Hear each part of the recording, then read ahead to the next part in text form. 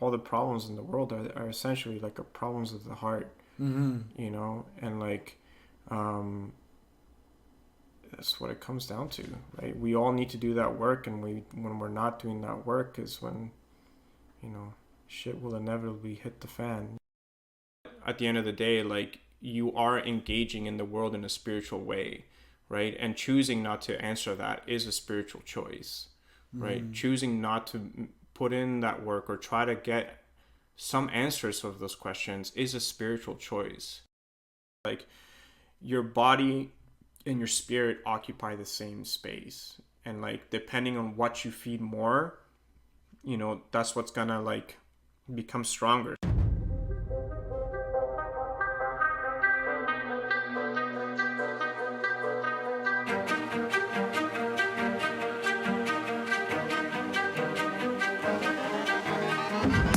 Who are you and why are you here?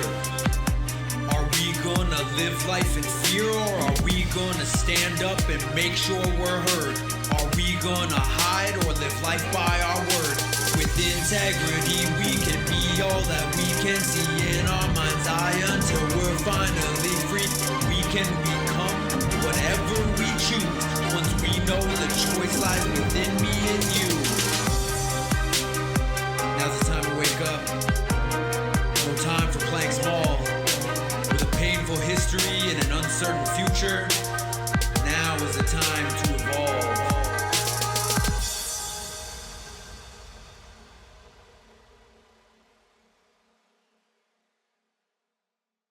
Hello, and welcome to the Unapologetically Human podcast with me, your host, Dan Boyman.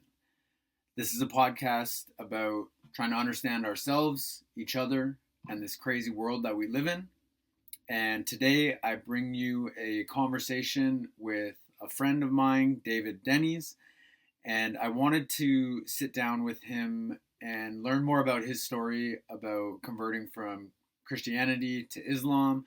And we talk about a whole bunch of things in this episode, tons and tons of really important questions about who we are, how do we get here, what does it mean to be human, what does it mean to live a good life and be moral, where does morality come from, what does God mean to us individually, what are our values, how do we want to live our life. It's about how adversity forces us to self-examine and to really figure out how to stay aligned with our values through the constant, unrelenting adversities that it seems life tends to throw our way, and it seems to be getting crazier as every day passes by. But yeah, in this episode, I recorded this conversation with David on December 3rd of last year, 2022. And I find, for people who've been listening to some other episodes, a lot of times in my intro, I tend to speak to, some of the things that are going on with me as to why I haven't focused and really gotten, this episode or another episode out sooner, which I would like to essentially, but then I come up with resistances and excuses, and life gets in the way, and yada yada yada. And something that had happened with this conversation in particular is I, I knew I was having this conversation with David the following day, and I ended up getting a little bit drunk the night before. I knew it was going to affect my day, how I was feeling, my mood, and ultimately the conversation. And before editing this episode, I felt like I really wasn't, on my game, so to speak, my A game for this conversation. And so that was one of the driving sort of resistances to sitting down, listening to and editing the episode, sort of feeling like, oh, like it, a lot of times we think something was far worse than it actually was. Like I felt like, oh, like this conversation wasn't going to be as good as I like wanted it to be, or listening to it again myself, I was going to, pick out the things that I did wrong or whatever, right? But I loved it. Conversation was great. I'm super stoked to share it. And yeah, we talk about examining our life's trajectory, our relationship with God. David shares some of his favorite stories from the Koran and the necessity to sometimes shun the world and to focus on your spiritual relationship with God and to surrender to a higher power, because ultimately we are spiritual beings. And that's something that over the years I've come to believe more for myself. And I think, it's a really important concept and conversation. And David had so much value, so much interesting insights and perspectives throughout this conversation. I'm stoked for you to hear it. And yeah, the world is kind of super crazy and fucked up. And, one of the stories that David shares from the Quran, the sort of one of the morals of that story was the importance of standing up for what you believe in, especially against the violent mob. And that's we go through cycles, humanity. And that's part of the reason that these holy texts, the Bible, the Quran, the Torah, whatever, were created, because they're trying to impart stories and information about the things that people have experienced over time. And we tend to go through these cycles, and we're going through one right now where some really profound big changes are happening. And it's when the world gets more chaotic that we're forced to sort of self-examine, who we are, what are we doing with our lives, how do we want to be living, how do we want to contribute to the world, how do we want to contribute to the people in our life, and how are we going to solve the problems that we're facing collectively, and just how important it is, how much our choices matter, all of them, each and every day. And the importance of also just having gratitude for all that there is, the good and the bad. It's all part of the journey that we're on. And without further ado, I give you my conversation with David Denny's. Enjoy. All right, man. Well, here we are, microphone set up. Here we are. We just tried setting up 2 microphones through audio interface. It didn't go well, so we've got my single Blue Yeti microphone. We'll have to get them to sponsor the podcast at some point. Yeah, this is a really simple setup compared to what we were trying to do before. It's great. Yeah. It really works. And it's funny because like my 2, like I'm usually fairly chill and I don't have too quick of a fuse, but my 2 like quickest things where like my fuse is the shortest is when I'm driving. Amazing. Yeah. Yeah, like I have such a short fuse when I'm driving for other stupid drivers and just people be doing stupid stuff on the road and being on their fucking phones and shit. Right.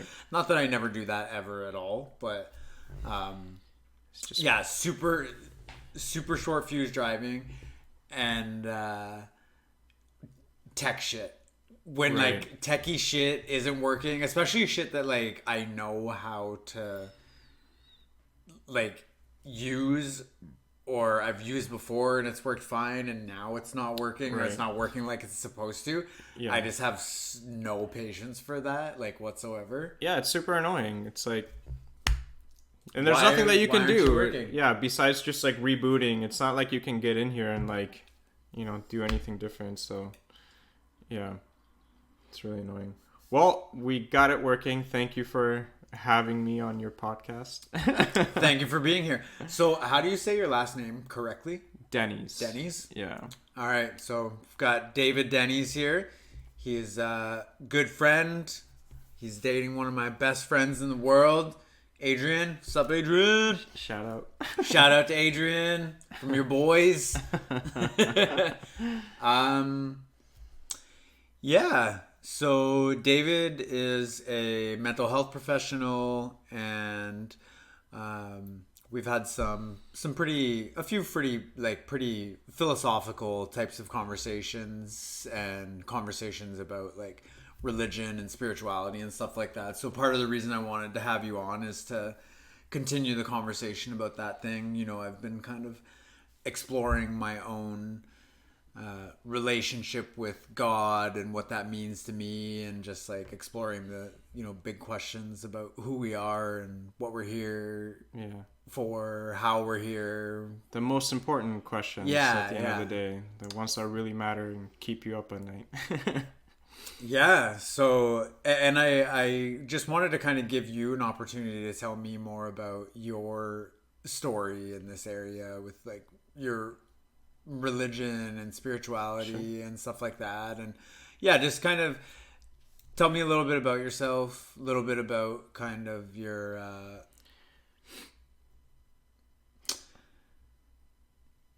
I don't know, like kind of what brings us here today, so as like, far as you're concerned. I mean, I mean, like, I was like born in El Salvador, and to like a Christian Catholic family. So I've been kind of like raised with like religion since I was quite young. My mother and my grandmother were both quite religious individuals, and my dad was more like on the kind of science end of things, although he would definitely identify as like a Christian Catholic. But I was raised with Christianity, and Catholicism and going to church and the idea of God, and your relationship with God and how that plays in your life. And, at that time in my life, it was like Jesus, right? And prayer and the stories of the Bible and like, all those narratives, like, were definitely infused from like a very early age. I definitely started questioning a lot of those teachings in like my early teens, as I was developing into my own person and thinking about what I valued spiritually and thinking more in depth about my religion. And there was a lot of things that like I really just couldn't wrap my head around, and it's as many people can't. Yeah. Like the resurrection, like stuff like that, like things that are just like, this didn't happen. Yeah, I mean, like, at first I just knew something was off. Like, I didn't have the words to really like put to it. Like, I just knew that like something isn't sitting right. And it came with like, at the time also, like a lot of like emotional turmoil. Like, my parents like got divorced, and like and I was also struggling with like a lot of other personal issues, and it was like a mixed bag of things that like really kind of made me reflect inward and be like, what's going on here? And really exploring like those big questions, right? And realizing that like, for me, I valued the prayer in Christianity, and I valued like the fact that like I could engage in like a community and those kind of things. But at the end of the day, when I felt like I couldn't really like call this set of beliefs, or really like stand by it and say, yeah, this is 100% fact and true, like, it really like for me, I started to question, right? Like, what do I really believe in? And like, and gonna kind of send me off on like just like a quest to find out like what is truth? Is there truth? And yeah, and it was a difficult. Pardon the interruption. David's heat came on in his house, and it was quite loud, so I just wanted to stop for a moment so he could turn that back off. So let's go. All right, continue. Yeah. So you went on a journey kind of questioning the beliefs and stuff that you learned when you were growing up, and like when, like around what age did that start happening? I would say that I started to really not identify as a Christian when I was like 15, 16 years old. Yeah. Yeah. And a lot of it was like I couldn't get behind just like the theology of Christianity. Like I'm able to put those words into it now, but like at the time, like I said, it was more of like a feeling that like I didn't really it just didn't sit right with me. Um and also like I was really struggling with a lot of like I had a full blown like marijuana addiction at the time, and was just like high 24/7, and just like how it was interesting because like how my family like dealt with that, more in particular like the more religious members of my family, they approached it with like a lot of like villainization of like what I was doing. You were being sinful. I was being very You were sinful. being Yeah. a bad boy. Yeah, I was very naughty. But it definitely had an effect on me and how I viewed Christianity, you know, and like, um, and it didn't make me want to be part of that, you know, community, because it was like I knew that even though like I knew that this wasn't something that was healthy for me, like I was very aware of that, but like I had like other issues, and like I was really just struggling with something instead of getting support and love, which is like what, you know, Christians like tend to preach a lot. It's like I was getting the opposite. I was getting the complete opposite from like the general community and my family members who were very religious, and it was like it was tough to connect like from an intellectual and spiritual point of view, but also from a communal point of view. And so like those both of those things kind of just led me to just like explore other things, and that's kind of where that started. And yeah, it was like a few years of me kind of just being like agnostic and not really knowing like what I believed in, and kind of being in this like limbo state. Yeah. Yeah, and it's like similarities to kind of why I'm exploring this for myself right now, and why I wanted to kind of have you on to talk about this, because I'm interested in having conversations about these types of topics with friends and people I know, because I wasn't baptized, I wasn't born, or I wasn't brought up religious in any way, shape, or form. My parents weren't religious, never been to church in my entire life up until I went to Miami recently, which maybe I'll talk about that at some point, not right now. But I went to church other than for like a few funerals and weddings are the only reason I've been to church up until this like trip I made to Miami recently to go see this like modern day prophet.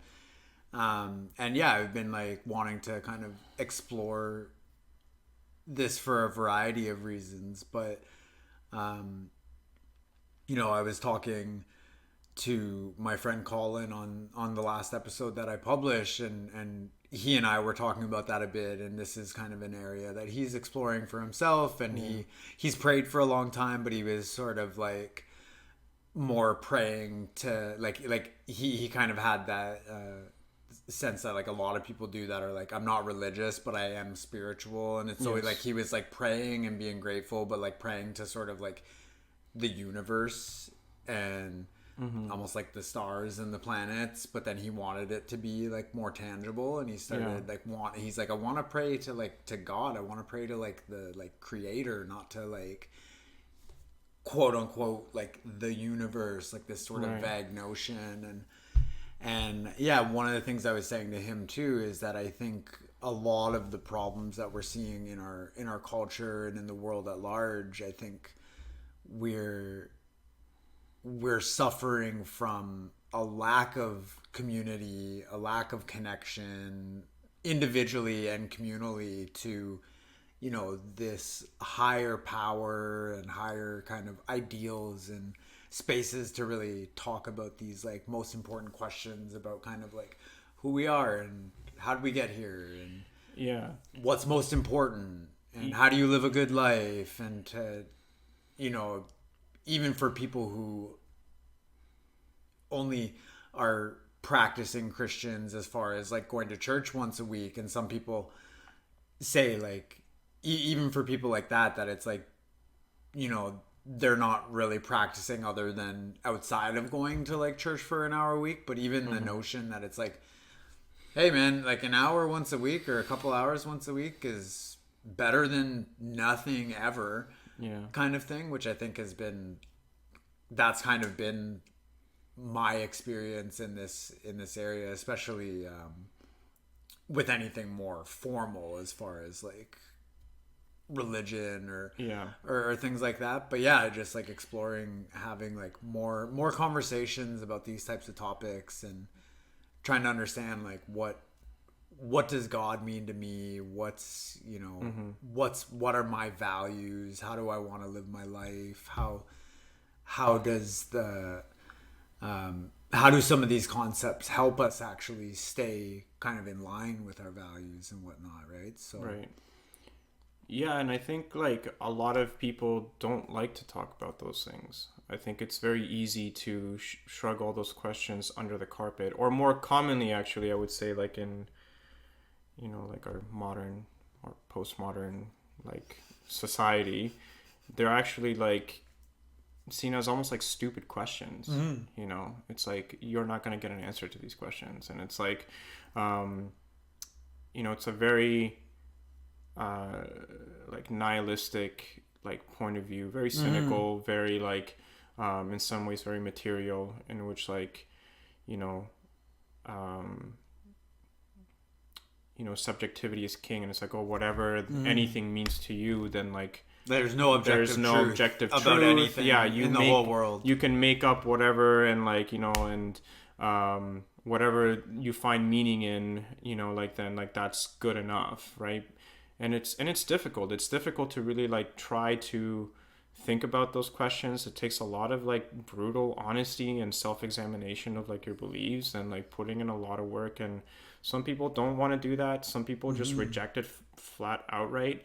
But like, I don't know, I'm one of those people that like really believe that we are spiritual beings, and whether you're putting in that work or not, you know, it will affect your spirituality on some level or another. Like, there's no such thing as a non-spiritual person. You know, similarly to like, we all eat food, right? But like some of us, like, you know, eat worse than others, right? And to say, oh, like, doesn't matter what you put into your body, right? Like, everything is the same, there's no difference in anything. Like, it's similar with like spirituality, right? Like, you can like all like flat outright like reject and like all these questions, or even trying to address them, but at the end of the day, like, you are engaging in the world in a spiritual way, right? And choosing not to answer that is a spiritual choice, right? Choosing not to put in that work or try to get some answers of those questions is a spiritual choice. And I think like a lot of people like don't Well, it's look like at they it don't that think it way. matters. Well, Yeah. and we grew up in, you know, the West is largely, since the Enlightenment, a secular society, and that's the society that I grew up in a lot of ways. And because I didn't have a religious upbringing at all, it's like there's never really been spaces other than conversations with friends to like really like talk about these things. And you might have, like you said, like there might be people that say like, well, everything's subjective and it doesn't matter, and you're not going to like find answers to these questions. But what like I sort of thought of when you said that was like, it's not even necessarily about finding answers and finding objective truths. It's like part of the point of having conversations with yourself primarily, and others, especially in these like the realm of these like big questions about like what it means to be human, and some of the most important questions about life, is also it, not necessarily in like a nihilistic postmodern subjective way, like nothing matters because you can just make everything up. But it's like, rather than like finding some objective truth, like a big part about being human and deciding like who we want to be and what kind of life we want to live and what types of values we want to live our life by, is about creating those things. And not, yeah, like not in like a, you know, everything is subjective kind of way. Because one of the things is like there are, you know, conversations, these conversations humans have been having forever. That's why, the vast majority of humans that have ever lived have been religious. I've heard stats that, like, even though we're very secular and, like, non-religious in Western society, it's still something like 75-85% of the world is still considers themselves to be religious. And, it's not going away. And one of the things with, like, a lot of the problems that we're seeing is that there's this idea that because we have there is a religious impulse with humanity, and there's this idea that, like, humans have a God-shaped hole, and we try to fill those holes with materialistic things and yada yada yada. And it's like, I think a lot of the breakdown in our society is because we aren't having these questions on an ongoing basis, like, in society and throughout our lives. And there's also some discussion I've seen about a lot of, like, what we're seeing from the most radicalized people in our society on the left or right side of the political spectrum. It's like a lot of their beliefs and ideology are actually, like, that idea of, like, the humanity's religious impulses. Like, they're actually, like, we're living in a post-secular world now, where a lot of the people that are driving a lot of the conflict in our society are because of their own sort of, like, religious belief systems, like new religious belief systems that are sort of, like, in conflict with one another. So I think there's also, like, it's, like, important to figure out how to have conversations like this for that reason as well. But also, like, to what you were saying about humans being spiritual beings, like, I did this program a few years ago called Road to Hope that I've talked about on the podcast before. But one of the main sort of concepts in that program is that human beings have 4 parts to them. We are physical, intellectual, emotional, and spiritual beings, right? And the way that that's explained is it basically was like a understanding and healing childhood trauma program. And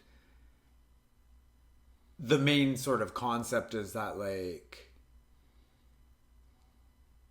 pretty much all of the problems that we have as adults lie in the realm of our emotions, right? Like, most of the problems that people have, whether it's like you need to lose weight to be healthier, you need to exercise more, you need to do less drugs and alcohol, you need to journal and write, and all of the things that we need to do to be healthy, it's not like a intellectual misunderstanding of, like, the things that we need to do. It's like the challenges that we have are in the realm of, like, emotional challenges and stuff like that. And so that program is sort of based around that it's kind of like finding, like, what happened as a child with your emotional kind of, like, growing being stunted, but that it's like the emotional part of us is different than the other parts of us, because, kind of like you're saying, like, it's like, well, we're physical beings, and so if you eat, you're going to pretty much grow no matter what. Like, you're going to turn from a baby, and even if you're, like, have malnutrition and you have pretty shitty food, like, you're going to grow. And as long as you're alive and you're learning about the world and stuff like that, like, you're going to grow intellectually, you're going to learn no matter what. And whether you grow up religious or spiritual or really have these types of questions, you're still going to develop a sense of values and morality and, like, a code to live your life by, and some type of idea of, what you think is the right way to live your life and what the answer to some of these bigger questions are and stuff.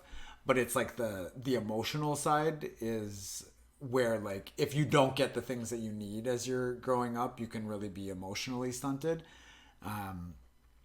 But there is similarity with these other big questions as well, because it's like, yeah, like, if you don't get good nutrition, you're going to grow, but how well are you going to grow? If you don't get a good education, a proper education, like, you're going to learn and you're going to find a way to sort of live in the world, but probably not as well as you could. And then the same thing for spiritual. It's That's like, right. you know, if you don't have more focused discussions and communities around these big questions of like, Yeah.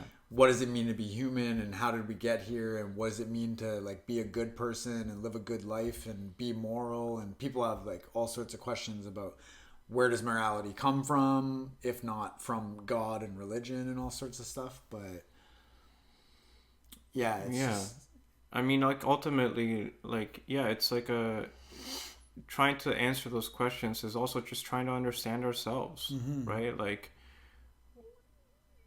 we're in this existence, that we were kind of just like thrust into, and it's like, to me, it's like silly to not ask, like, how do we get here? What are we? What are we here to do? Like, like, what is this thing that we're like all experiencing, and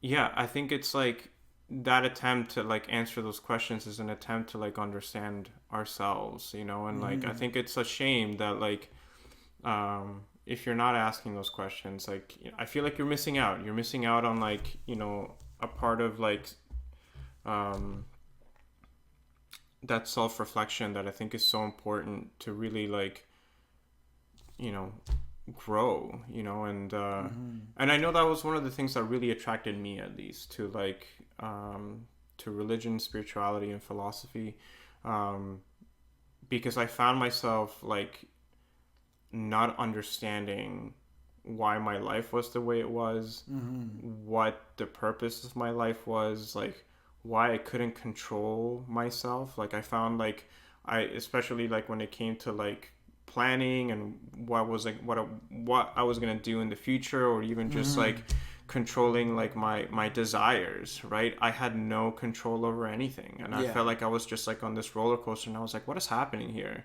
Like what I need to understand, like what are the mechanisms here at play that are preventing me to make any sort of progress, right? And like when I really like sat down and thought about it, like I knew intellectually what I wanted to do, right? And I knew like intellectually that the place that I was at, I was really not caring about anything.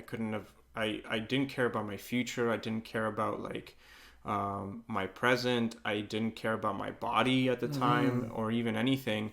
And I knew intellectually that that wasn't a good thing, right? Like that, a part of me understood that, but like there was another part of me that like I really couldn't make any changes. I was like a slave to myself, and yeah, to like a part of yourself that yeah, you like have no control over. no control It's over like I talk about this, and this was something in the Road to Hope program as well. Like they really distinguished between like the the adult rational part of your brain, the prefrontal cortex, the part that is your executive functions, your ability to plan and stuff, and how it's like your fight or flight mode, your brain stem, your fear center, your amygdala, your animal brain is what like short circuits and overrides that brain. So they have this like really separating these two parts of your brain, and having essentially like the ability to have conversations between those parts of yourself. Because I've had like what you were just saying, like so much like of that relates to me, because I've struggled with like the same things in my life, just like taking care of myself, impulse control, planning, getting myself to do the things I say I want to do, and but then having trouble like actually like following through on things has been a very like challenging thing for me as well. So you were, this was kind of like you were really thinking about this stuff in kind of like your mid to late teens when you really started kind of like questioning your upbringing and yes, like the Christian faith. Yeah, and like really just like examining my life trajectory, because and this was something that really became apparent to me in like my senior year of high school. Because like I knew I wasn't going to graduate. I knew I would have to come back for a fifth year, and I knew that like all the people that I had grown up with, were moving on, and that was like a very like stark thing to it was a very physical, like, observable thing that was happening. Like a little bit of like a wake up call. A little bit of, you could say that, but it's also like I had so many like very intense wake up calls, but like, it was things like that started to happen that I was like, okay, like, I need to like reflect on myself, because like I'm nowhere in a place that like I want to be, and like my future doesn't look great, like, like, and in fact, like I had like a very big apathy towards my future. Like I couldn't care less, like, like I didn't understand the purpose. I didn't understand like the reason why I was doing the things that I was doing, and that became very challenging. And I remember like I started like really getting into like philosophy around that age, because it started to ask some of the questions that like I had, and it started to, and it was like a real interest of mine, and like I got obsessed with like finding some sort of truth, because like it didn't, to me, like it was like there must be like something here. There must be some form of truth. Something needs to be true here. There's no way that there is no true at all. Like no such thing as like any form of like absolute truth. And like I was like kind of hell bent on like finding something that, some form of absolute truth. And so I started like really like kind of getting into philosophy, but the more that I delved into that, it just left me like feeling like unfulfilled. I learned a lot, but like my life didn't change. I was still in the same spot, and I was able to quote all these fancy philosophers, and I was able to like, like say, that's oh yeah, the intellectual versus emotional understanding, because it's like you can know so much intellectually about so many different things, but have no like real change in your life and your behavior and the things that are like kind of holding you back. Internalizing that is a totally different thing, right? And like the Sufis, which are like Islamic like spiritual teachers, like they talk about this as like a donkey just carrying a bunch of books on its back, those books are not benefiting that donkey, and I felt like that donkey, just like carrying a bunch of books on my back that I didn't really like.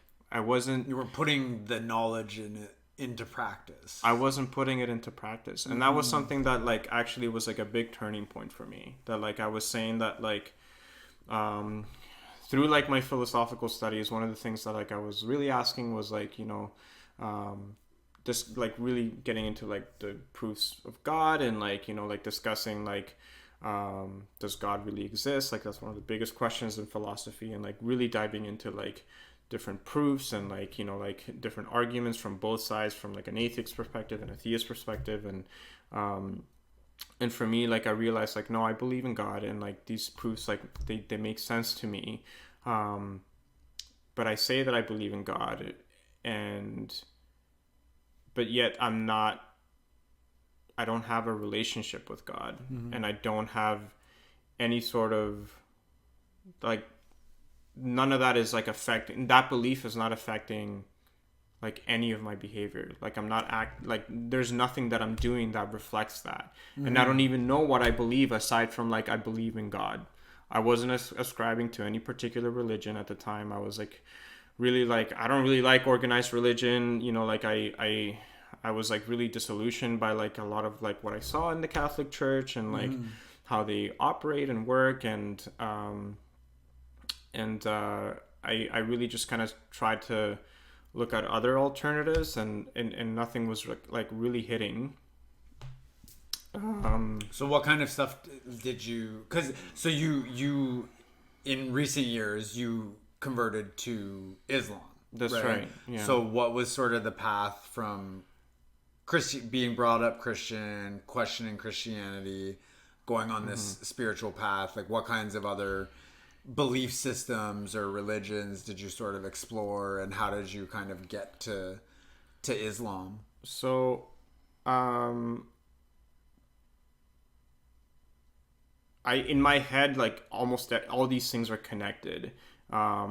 but to kind of like rewind it just a little bit, before I got introduced to Islam, I kept having like this medical problem where like my lungs literally kept collapsing from the amount of like just You must have been smoke. smoking a lot of weed. I was smoking man. a lot of weed, Like, and like I've smoked a lot of weed, but my lungs have never collapsed. yeah, and like they kept collapsing, and like the first time it happened, like it was like a really shocking thing, because like my lung I bet. had collapsed by like 30 to 40% or something like that. Like it was like down there, and like I Yeah. had a hard time breathing. I couldn't like, like I couldn't hold anything like on my right side, and it was called a spontaneous pneumothorax. That's what it was called. And like at the time, they were like, "Oh yeah, this is like a spontaneous thing that happens. We don't really understand it." And I was like, "Okay," but they're like, "You definitely shouldn't be smoking though. Like that's like Yeah, this is once not your lungs gonna start help collapsing. it. Yeah, this is not gonna help it." And I was like, all right.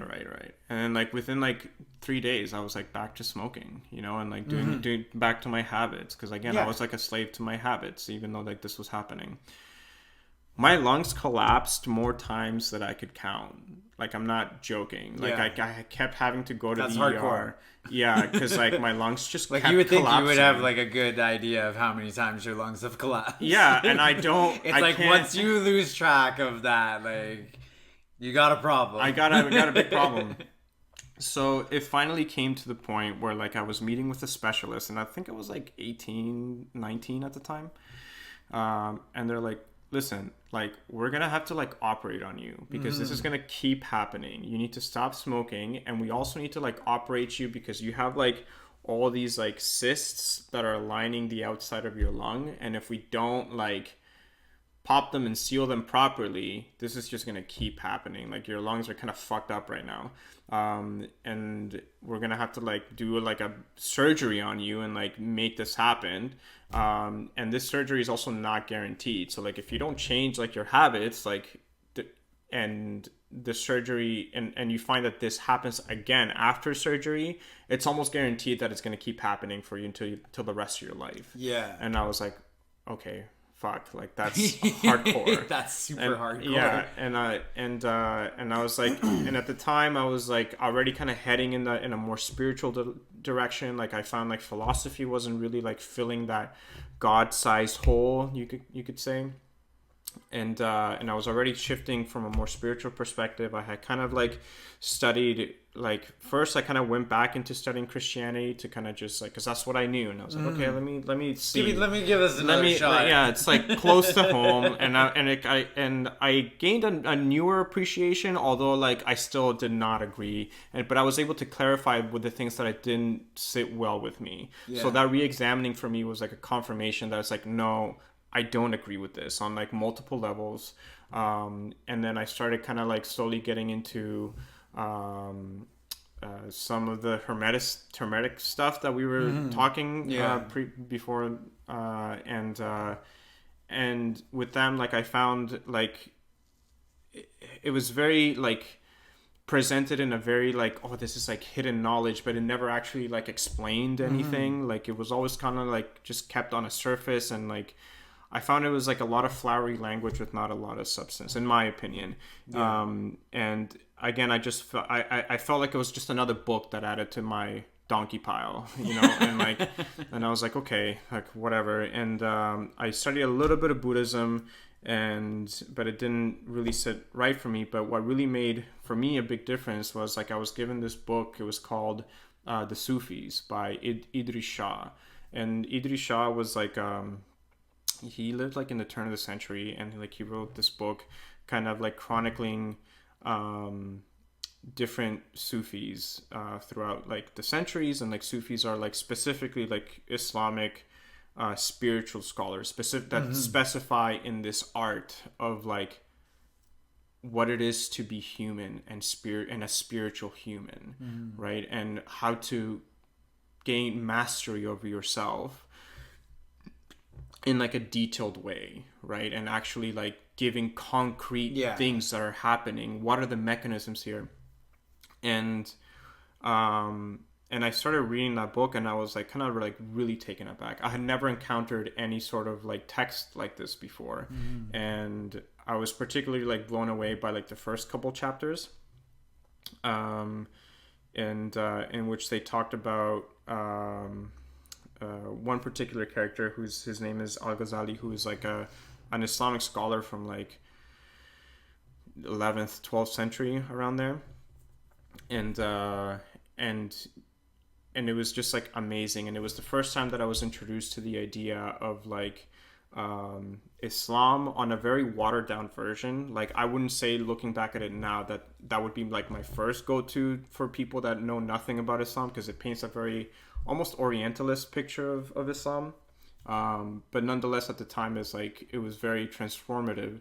And I was like, okay, well, let me look into this religion. Like it was almost like the last thing that I looked into, and I started learning a little bit more about like Islam itself and like what it taught, and I got my hands on a Koran, and it was like nothing I had ever read before. It's a very different type of book. Like for one, it's not like a linear book. Mm-hmm. Like it doesn't have like a start or an end. So like digesting a book like that, like I've never read a non-linear book before, like and that was like very startling to begin with. But the more that I read it, it spoke to like a part of me that was like deep inside.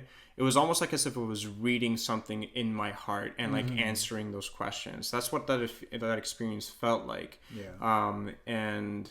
And I was very like taken aback by it, and I was like really blown away by how frighteningly coherent it was. And like it was such a intense like intellectual and spiritual experience that like I couldn't not continue to learn about this religion. And it was hard because like I would say like there wasn't a very like, this was like 2010 2011 around there, and like like the climate around Muslims at the time was like they're all like terrorists, like like it was like there's a whole narrative and villainization of like Muslims and Islam. And so I was like finding like ways to actually like learn about this religion was not super easy. But I stumbled upon that video series that I sent you by Hamza Yusuf, and he does a very in-depth kind of kind of like explain to you like Islam 101 essentially. Because I would say like it is we don't have a lot of like context for Islam. A lot of people don't know about it, and so like that was like a really like good way for me to start learning more about the religion. And then I started to implement those things in my life, like what I was learning. And over the course of like 8 months or so, I just started like my life like just like turned upside down by me like literally just like learning how to control my desires, control my emotions, control like like my life, and by the end of that like 8-month period, like the transition to me to accepting Islam was like, oh yeah, this is just like I'm just a Muslim. Like I don't even like, it was so seamless to me that like it just like it was just the next logical step. And that was like around 2012. So what kind of stuff were you like learning that was helping you understand yourself better and kind of gain better control? And also, like you were saying, like obviously like the climate after 9/11 and around 10 years later, you going through kind of this exploration of Islam and deciding that it really kind of resonates with you and your understanding of yourself and the world and your experiences, and you found all these like benefits in it. So it's kind of like, I guess, 2 questions, kind of like what were some of the things that you were learning that you really like found beneficial and that resonated with you to kind of improve yourself and your life and get a handle on your desires and stuff. And also if maybe you can speak more to a bit about like the criticisms, because it's like, even with what's happening in Iran right now, it's like there are these examples that we have that people, and even me, like a big part of my, what slim understanding I have of Islam from the sort of characterizations that we've seen, is that it's like, it's this regressive, misogynistic religion that is keeping, women oppressed in all these different ways, and there's all these sort of like illiberal, kind of like archaic, belligerent aspects to it that most people don't like sort of like believe or enact some of those tenets, but they are like some of the kind of like characterizations of it. So talk a little bit about the good and Sure. the bad, the criticisms, kind of. Okay. So for the goods, like, are obviously like, And what you learned, that you that's what found helpful. Yeah, like that's what, like, for the goods for me, like, and how like that it changed my life was like I was able to, like I said, get a better understanding of like my desires and the things that I was attached to. Because one of the things that like Islam draws attention to is that like this idea of God having like no partners equal to him. So for example, like, God is not like anything that comes to your mind, is like a saying in like Islamic scholarship. Like, if you, when you try to think about God, whatever comes to your mind, it's like impossible. Right? And setting up partners or loving anything more than God, like, you shouldn't do that. And so like I became really reflective on the things that I was attached to, right? So obviously, like, my attachment to drugs, my attachment to food, my attachment to, to sex, my attachment to everything that like I could think of. I was like, oh, okay, like these are the things that are putting me in this flux. And one of the first things that I started doing was fasting, because it in Islamic spirituality, like, one of the two biggest desire centers is your stomach and your genitals. Those are one of the two biggest like driving factors for your desires. And when you Al-Ghazali, which is the Sufi scholar that I was talking to you about, he says that like if you're able to master both of those things, the rest of your desires are like nothing, or like a piece of cake. It's like if you can master those. That's right. So like I started both fasting and abstaining from like sex, and I was like I had a girlfriend at the time. so she how did she feel about this? We broke up. And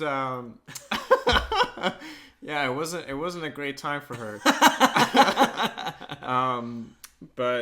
But yeah, I started fasting, and in fasting in like a way that like was kind of my own, right? Like I heard that like Muslims like fast from like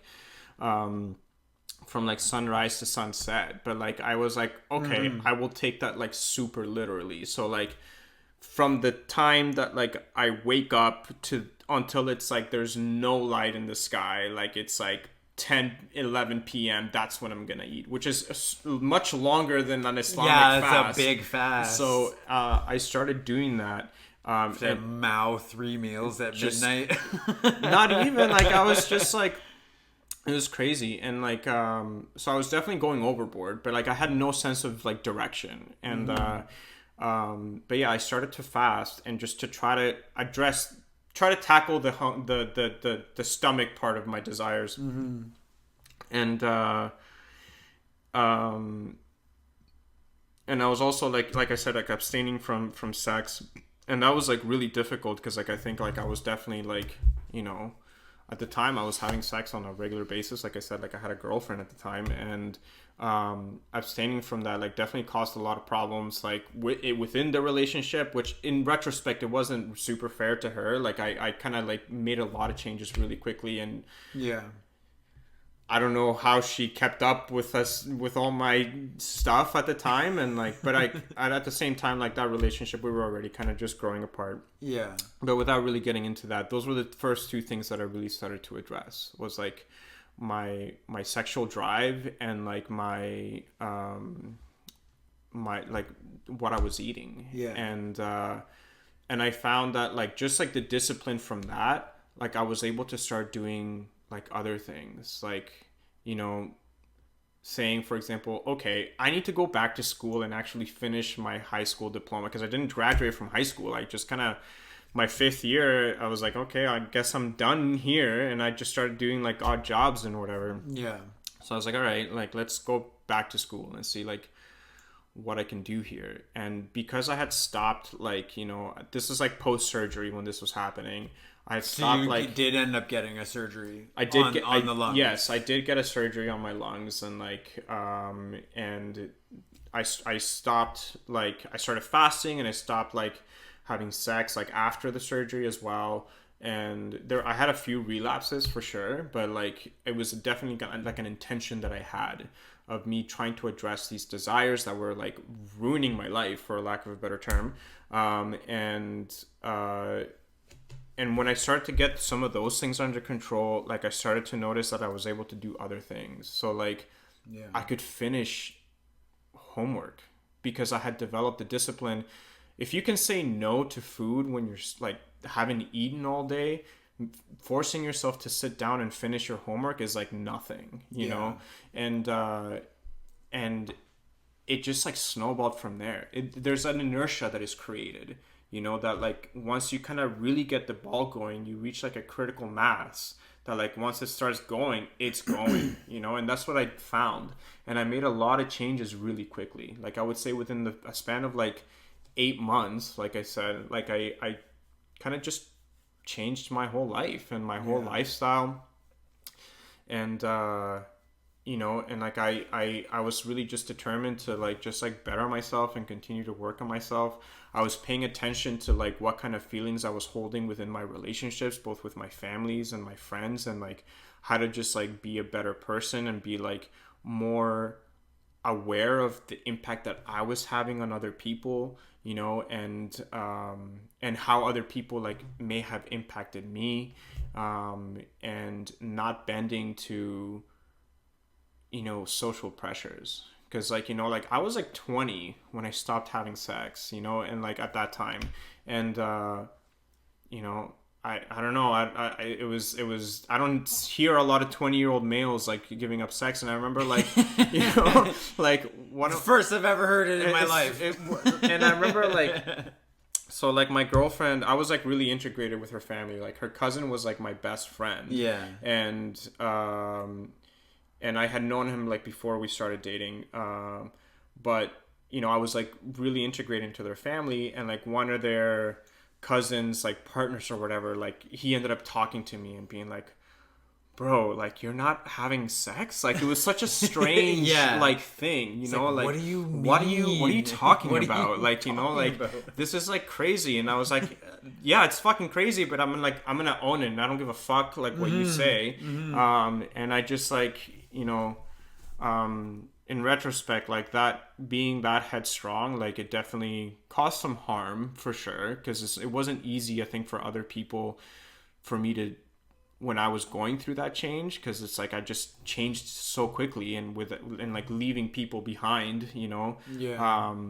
But it's also what I needed at the time. I really needed to do that. Like and like for me, like building on that inertia was so key, that like I felt like if I didn't capitalize on that movement, it would quickly fizzle. And eventually it did, you know, like after like on my second year of like being Muslim, like I kind of, you know, I think I could have kept up with it if I really wanted to, but like I just started like being like, okay, I've done enough. And that's something that happens, right? It's like, oh yeah, like I'm good. Oh, I fixed all the everything. problems. I can like loosen things up. Yeah. I can like not be as like vigilant. That's right. And then you start falling into old patterns. That's right. And things, right? Yeah.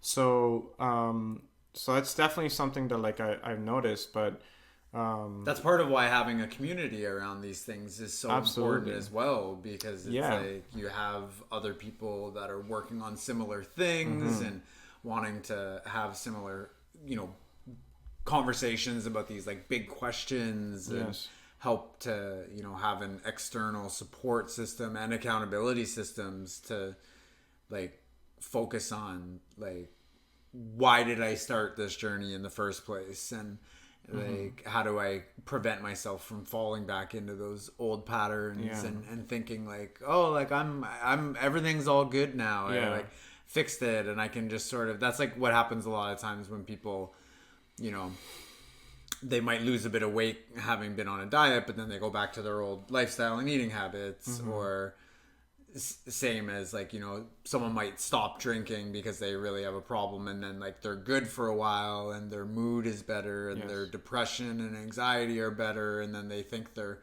sort of like fixed, and Yeah. that they can kind of like go back into it, and then it like very quickly becomes a problem Yes. again, right? Yeah, 100%. And like you said, like company is so important, you know, and like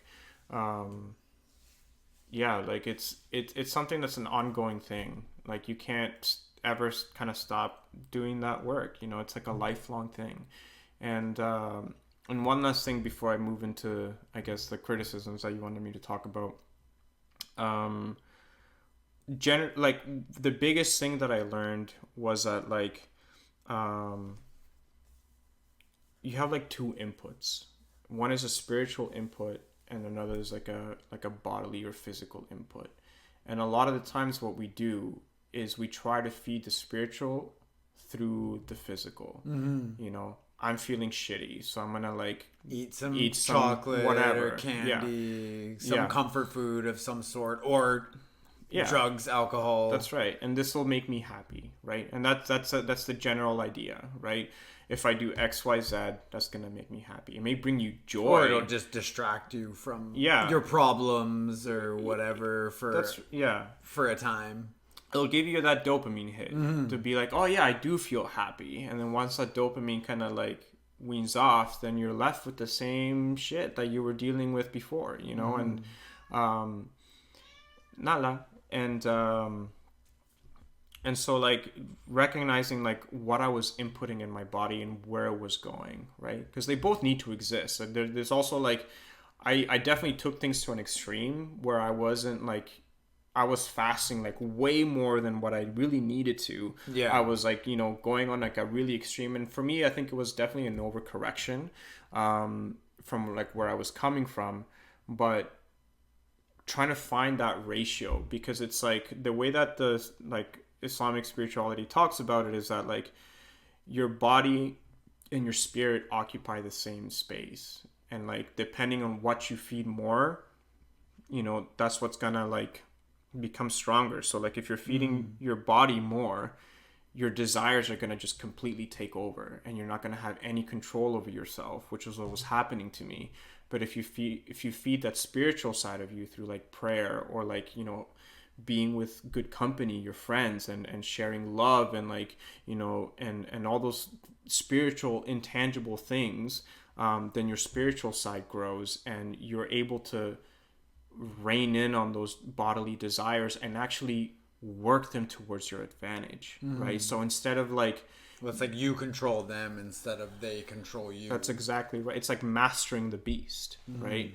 And once you master that beast can do incredible things for you. Yeah. Right? And like, because at the end of the day, those desires aren't bad, but it's like when there's that imbalance there, you know, they crush you. And there's really like, that's an ever going like battle within you, that like, you know, there's that constant tug and pull, and there's never, you know, it's either one or the other, and every choice that you make is feeding one versus the other, right? So that was like the biggest, I think, spiritual takeaway from like when I was learning about Islam, and like and like through that, like connecting, building my personal connection to God, and praying 5 times a day, and really being active in that space. So that was for me, I think, like probably like the biggest like thing that I was like experiencing at that time, and the biggest things that I was learning. Now, for a lot of the criticisms. Okay, before you go on to the criticism, Okay. Sorry to interrupt. I'm it's all curious good. because like, so yeah, like for Islam, Muslims pray 5 times a day. Can you just tell me a little bit more about that? Like, is there like a structure to that process, or like what's it like for you, as far as like what's praying like to you? It's like it's not something that I've really done much in my life at all. Okay. I feel like even if I try to, because I have especially like no basis for it, having learned anything of the sort growing up, I feel sort of silly if I like try to, or like either silly or like I'm doing it wrong / don't know how to do it at all anyway. It's almost like I feel like I want to pray sometimes, but then I'm kind of like almost like I'm like trying to talk to God like he's like my buddy, and I'm like, hey God, and like I don't know what to talk to him about. Like, what's up? Right. Dan here. Yeah. Just wanted to say thanks for for this and that. If you could help me out with this, that'd be like cool. Right. Yeah, I mean, so there's definitely like a structure to it, but there's also a lot of freedom to build that personal relationship with God. So there's like both. So the 5 prayers are kind of like, they have like strict timings. So like there's one at like at dawn, one around noon, one in the afternoon, one at sunset, and one at night. And they have like a window of time that you can pray. It's not like at this time, and if you like don't pray, like you're horrible or anything. You're going to hell. Yeah, there's like a window. There's like a reasonable window for you to pray that particular prayer. And so it's like a different prayer each one of the like 5 prayers throughout the day. Yes, but they have a similar kind of like structure or pattern. It's pretty much this kind of the same thing, in which we like recite some Koran that we have to, and some Koran that like we pick. I can pick whatever I want to recite, and the idea is that like I'm reciting and thinking about the like what I'm reciting, and trying to like really engage with the recitation, and afterwards like there's like a moment that like you can like after you're done like your prayer, you can also like pray or meditate on God and have a conversation with him in whichever way you want, right? And like how Muslims like view God and your relationship with God is incredibly personal, in the sense that like, for example, like one of the things that I found really like I felt really uncomfortable with was that like I always felt with Catholicism I had like a mediator between myself and God, and it's usually the form of a priest, right? If I want my sins forgiven, I have to go to a priest to forgive my sins and confess, right? Yeah. Right? Or like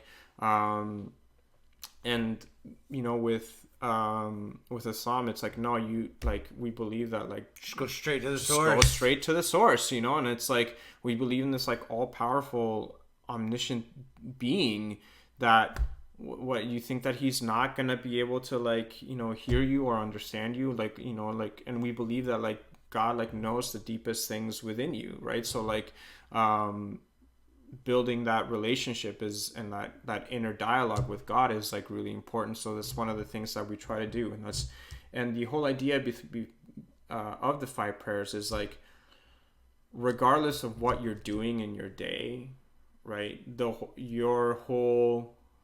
You should set this time specifically for this spiritual purpose and the spiritual connection with God, right? You could be in the middle of like whatever, like whatever is whatever, like at the end of the day, this is something that you need to incorporate in your day, and it should take priority. Just how like, for example, you wouldn't miss a meal, in a day. Like ideally, I definitely miss meals all the time, but like but it's at that level of importance, right? You need to just feed your spiritual self, and that's like the idea of you praying 5 times a day. Yeah. So I don't know if that answered your question. Well, so what sort of are like some of the structures around the prayers, or like what's it sort of like? what's your sort of personal spin to it or connection? So there's definitely a formal part of it in which like we perform. How do I explain this without really getting like super technical about it? But we stand in prayer, and when we begin the prayer, we do this motion where we raise our arms and we bring them back down, and that's like signifying that like we're renouncing the world, and whatever happens like is like it's just me and God right now, and like the whole world could be burning. It's just me and God right now, you know. And there's like there's like stories of like, you know, like some of the early Muslims where they would get into like this prayer state, and you know, there's a story of like a Muslim that he was like praying, and there was like an army that came to invade like the city of where the prophet like lived at the time, and he got like shot through the leg while he was praying, and he like barely even noticed, because that's the idea of like how prayer. You want to like be in that connection of like renouncing the world within this prayer, right? So like we're renouncing the world and we're trying to connect with God, and we recite from the Koran, and there's like certain things that we have to recite, and like I said, there are other parts that we can choose. You sort of like choose what you want to recite. To it. And then we do two types of bowing. One is like a regular kind of like bow, and another one is like an actual prostration into the ground, where we put our face to the ground. And it's like child's pose in yoga, sort of. Kind of, yeah. Similar, yeah. And the whole idea is that like we are submitting ourselves to God, and we're submitting ourselves to Islam, because that's one of the meanings of Islam, is like submission to God. So like that's part of what happens in the prayer, and we repeat that process where we like recite, we prostrate, and then we get back up. We recite, and then we prostrate again. And depending on like what prayer you're reciting in the day, then you do that 2 times, and maybe in the afternoon you do it 4 times, you know, so on and so forth. But they all follow that same structure. And that's kind of like physically what it looks like. And the whole idea is that like in that time there's an attempt to like I said, shun the world and focus on that spiritual relationship with God. Cool. Cool. So what about some of the criticisms? Like what do you think are some of like the most kind of stereotypical criticisms that you're aware of that people have toward Islam, and like what do you say to some of that stuff, and like what's your thoughts on like what's happening in Iran right now? Sure. It's a very complex issue for sure. Because like Islam, the way that it's presented, I would say that like it's a very misunderstood religion, in that like it's both not easy to kind of like find ways to understand it, and there's a lot of misinformation. So there's like 2 things kind of happening, and also like the Muslim world doesn't really like a lot of the countries that are portrayed as like Muslim countries. And even like from like an Islamic scholarship perspective, for example, like traditional Muslims and traditional scholars, they have a lot of negative things to say about, you know, countries like Saudi Arabia, countries like like Iran, because they, in the eyes of the world, they're like Muslim countries, but they're not following a lot of the things within the religion. It's like, you know, Christian countries. It's like like Christian countries, like... and it becomes very problematic, because like you know, the good gets mixed up with the bad, and it kind of gets presented as this like monolithic thing, when in fact it's not like that. Like Islam is like an incredibly nuanced religion, and and there's definitely like, also different sects of Islam. Like the majority of Muslims are Sunni Muslims, and then I think about like 70% are Sunni Muslims, and about 30 is like Shia Muslims. And I'm not gonna get super into that, but like well, there's a lot of conflict between those groups, right? not in Sufi, particularly, but Sunni and Shia. Sunni and Shia.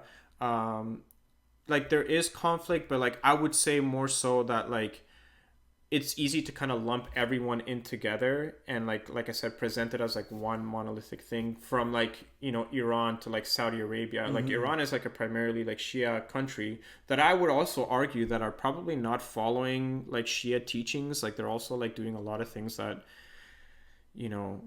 they probably shouldn't be doing. Like same with like Saudi Arabia, which is like a weird like microorganism into their own. Like I wouldn't even say that they're necessarily Sunni. They're like their own thing. Yeah. From like an Islamic scholarship perspective, they're kind of like a third thing going on. It's like a very like insular thing. But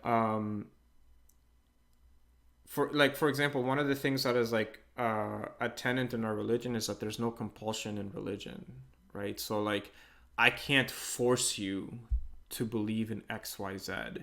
And so like, for example, a lot of the issues that are going on right now in Iran, like I don't know everything that's going on, but like because I don't really follow the news, but like from what I've heard, it's like Ayatollah and like their whole regime has been like imposing like their beliefs and their interpretation of Islam and on everything on this like general population. The general population is like sick of it, and they're like like want more freedom around what they want to wear. They're taking off their hijabs. They're doing whatever. Well, they killed that 22-year-old woman. That's for right. like not wearing Which her is hijab insane. properly. It's so fucked up because it's like you killed a human because you thought that like her wearing her cloth on her head covering her hair was like an unjust sort of like slight against God, but killing another human isn't. Right. It's like when shit like that is going on, it's like, well, and if it's blamed at all by the like religious sort of like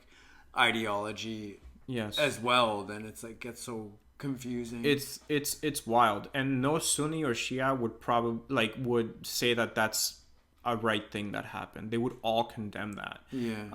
But the people that are in power present this like view of Islam that this is like by Islam this is the right thing to do, and therefore we're doing that. And so like when the news picks up on it, like I said, like everything kind of gets mushed together and presented to the public. So it's a really difficult kind of thing to tease apart. Like if you're not versed in that culture, if you're not versed in that religion or know anything about it, knowing what's left from right becomes next to impossible.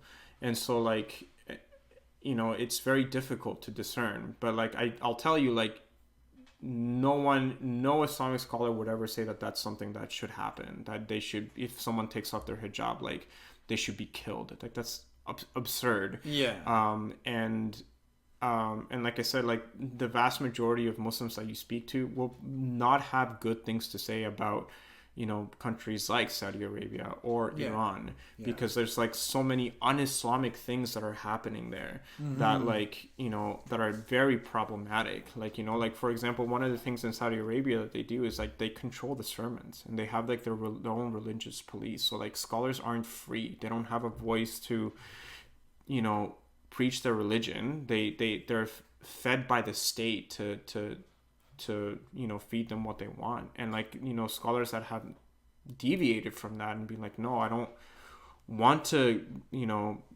preach the sermons that a king is telling me, they're in prison. Prince. They're imprisoned and like tortured, and they're never heard of again. So crazy. It's insane. People are so crazy. It's nuts.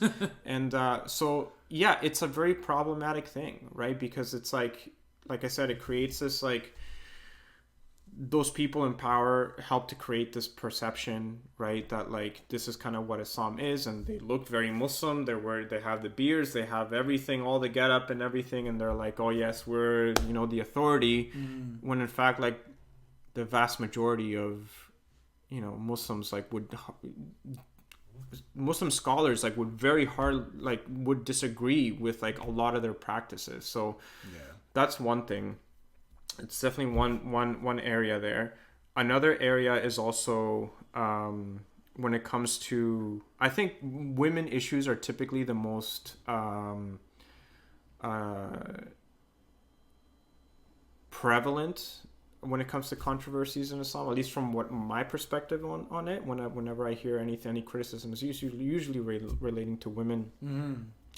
Because like even some stuff like women can't drive cars in like Saudi Arabia, or they couldn't up until like recently, right? Or if they like I think it's like it's ridiculous, and it's like based on some religious principle that they use. I'll tell you right, it's not founded on any religious principle that is like sound, right? Like it's like that's completely nowhere in the religion is that. It doesn't say taught. In the Quran that women can't drive cars. Surprisingly, no. Like it doesn't say that. Surprisingly enough, but there are certain things that are very different from our Western values. So, for example, one of the things that is more common is like assigned gender roles, and like we believe that like. For example, or certain standards of that we hold that maybe some like other like Western countries don't hold. So for example, like a standard of modesty, right? So we believe that part of like human dignity and human respect and self-respect is a certain sense of modesty, and which is why this whole idea of like a woman wearing a scarf, that's part of like our sense of like modesty, and similar rules apply to a man, right? Like for example, like a man also needs to be wearing like modest clothing. Like we don't have to cover our heads, but we definitely need to be wearing like modest clothing to uphold that principle of modesty. But there are definitely certain differences between like men and women when it comes to that. But we accept those differences as like complementary differences, not as like women are lesser than or men are lesser than or over women. It's certain things that are just like seen as like every country has like, or every culture has a definition of what nakedness is, right? In some cultures, like like if you could walk around like with very little on, but like that wouldn't be considered part of your nakedness, right? Like some places like you can walk around with like your butt kind of just hanging out, and that'd be totally fine. Like like here like it wouldn't be that way. And like Islam definitely like upholds those like those questions of modesty very, very seriously. So like both men and women need to uphold them. Women are definitely more visually are meant to uphold those they have a more visual way that they do that, but it definitely applies to both. And I think what happens is that like they see things like head coverings and that are prescribed in the religion as like as a backwards thing, when in fact it's like what should happen is that is a woman's like choice, right? It's a spiritual choice, right? Similarly to how they would choose to pray 5 times a day, it's a spiritual choice to like wear the hijab. If they're not wearing them, then that's it's their prerogative. There's no compulsion in the religion, right? But like it's their prerogative whether they want to do that, right? One of the things that like men have to do is they have to like keep a beard, for example. So there's like things that are prescribed to both genders that I think are very alien, things that are alien to at least modern Western societies, that I think kind of get blown out of proportion, as well as very real sexism that also exists within the Muslim world that falls outside of the religion of Islam. So like you do find a lot of like from what I've seen in like South Asian countries, Arab countries, there is a lot of sexism, and women are definitely treated as like lesser than, but that is completely against what the actual religion teaches. In fact, like that was one of the things that the Prophet Muhammad like was like that was one of the most radical things that he did. He was giving rights to women. He was giving property rights to women. He was giving women the right to study and to, become like, authorities and leaders onto their own, right? And he was like, giving women like a voice and like being treated as like a person, like back in like the 6th century. Like that was like completely radical ideas that like today gets lost amongst like a myriad of other things, between like a lot of like misconceptions in the media, a lot of like things, real sexism that exists like in the Muslim world, and everything kind of gets lumped together. So like I said, like teasing those things apart is very difficult. But I think what I normally suggest for people that really want to understand is like to do an honest look at what the religion actually teaches, because like what people do and what the religion teaches are completely different things. And if you don't know what the religion teaches, you might look at somebody killing their daughters and saying it's like for the honor of the family, as like, oh, that's something that Islam teaches, when in fact like that's a horrible thing to do. That's like an incredible killing your daughter, horrible thing to do, not cool, and like and those are more like cultural problems that like seep into Muslim communities, right? What I would say. And so I always encourage people to actually try to learn the religion itself before, instead of judging the religion through people, if that makes sense. Because then you're actually able to contextualize what it is that you're looking at, right? And you're not making that kind of fallacy of like thinking like, oh, Joe Schmo over here is like doing XYZ that is like horrible, therefore like Muslims are like, or whatever other group like is like horrible. So like I don't know if that answered your question. I don't know, I'm just listening and just curious. And I don't know, I think part of me is like, there's a thought about whether it's like a podcast episode or like a book you're writing or something you're working on, is kind of like start with the end in mind, so you kind of know where you're actually like headed towards, and how to know like sometimes when you're done the conversation or what you're really like going towards. And I think I like, to a large degree, just wanted to kind of talk and get some of your thoughts on some of these things and some of your story. And I don't have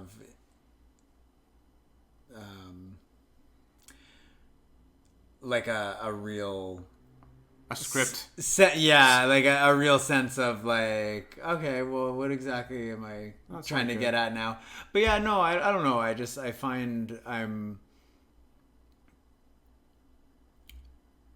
becoming more interested as I grow older in really, examining what are these like really important kind of like questions for how to live our lives, and how to just like gain a better understanding of and control over oneself and our desires, and how can some of these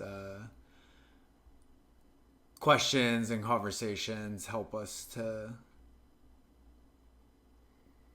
prioritize, I guess, the things that we want to prioritize as our highest values in our life and our behavior and stuff. Because like just like you were saying, and just like I've experienced and so many people have, it can be incredibly challenging to get past just that, having an intellectual understanding of certain things, but then having like a really hard time still to change your behavior and things like that. So I think it seems like that's something that's like kind of stereotypical, like especially of people who have trouble with drugs and alcohol and stuff like that. There often is like, there's this religious component to like AA, the 12-step program and stuff, and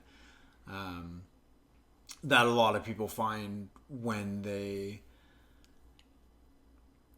start exploring some of these questions, it can lead to helping them with some of these issues. And so I guess I'm like curious for that for myself in certain ways. Not that I have like really that I've had like really bad troubles with drugs or alcohol, but I've like smoked a lot of weed in my life, and I've had issues where I, lean on those types of things when I'm struggling, and I'm and so many people can understand after all the craziness that has been going on the last few years and is still going on, and the world is seemingly getting crazier and crazier with, the war in Russia and the revolution in Iran, and it's like there's just so much going on, and it seems like, in some ways I think that the lack of, or the kind of hole that's been left in society, not having organized religions having as much of an influence as they used to have for the good reasons that they were like beneficial for humans, is like partially adding to some of the like bigger issues that we have collectively. And yeah, just like the idea that a lot of people find, when they start exploring their own connection with God, they find a way, or they find the strength. Sometimes it's by like surrendering to this greater power, whatever that might be to you outside of yourself, and that it helps them to get a handle on some of these like bigger challenges in their life. And as I see the world sort of like crumbling into chaos, it seems like I think it's a natural inclination for us to grab at whatever we possibly can to try to bring a greater sense of like control and understanding and certainty. Yeah.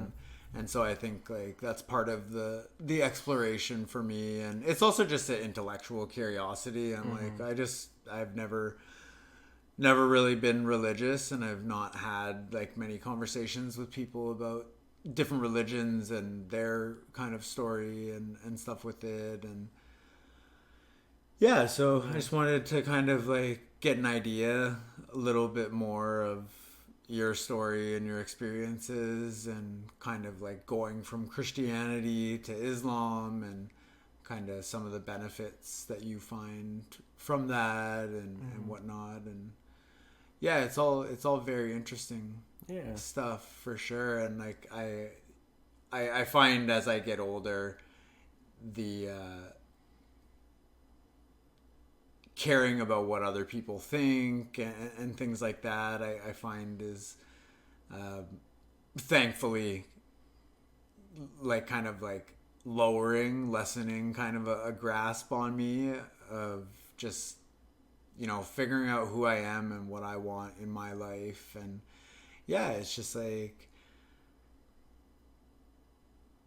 I don't know, I think I don't know, it's funny, part of me right now is just like I'm just like actually feeling quite tired. And I'm like, we've had a long day. Yeah. Well, like, I think I think adversity forces us to self-examine, so it's not uncommon for in a time of adversity to start asking those like big questions, right? Like, who are we? What makes us tick? Like, is there really a God? Like, like those kind of things. It's like, it's regardless of what it is, whether it's like, for me, it was like a lot of like emotional turmoil, family dysfunction, like drug abuse, my cats sometimes, that was like really forced me to like self-examine. And I think that's like the biggest thing, right? Like a big part of spirituality is self-examination. And I think it's a natural, I think you would find that like, like in times of like a lot of people that want to improve, whether it's whatever it is, or they're going through adversity, like it's a common thing as a result of just like that self-examination, right? Yeah. So which seems like, the world needs a lot more people individually and collectively engaging in some more self-examination of how we're living our lives, and how we want to be living our lives, and like what challenges are happening in the world, and how are we going to fix the problems that we're up against. And Yeah, I have a book by this guy Hamza Yusuf that I was telling you about, um, in which he talks about, like, the biggest, all the problems in the world are essentially like problems of the heart, Mm-hmm. and like, um, that's what it comes down to, right? We all need to do that work, and when we're not doing that work is when, you know, shit will inevitably hit the fan, and it's like almost like a personal responsibility for you to like work on that, to just like how you would appreciate if like your a shitty driver did some of that work, so that they're not like filling you with rage when you're driving, like like it's like it's a similar thing. Like we all have that personal responsibility to like work on that, and um when we all kind of collectively like work on that together, then good things happen, hopefully on a larger scale. So I don't know. But So one of the last questions that I'm thinking of that's come to mind is kind of like, so what or who is God according to Islam, and also like what is God to you? Because it's like different for everyone and different for yes. different religions, and Islam's very particular as well about like not like the Charlie Hebdo shootings that happened in Paris, like Yeah. not that long ago, several years ago, Yeah, was that's quite because a of while ago.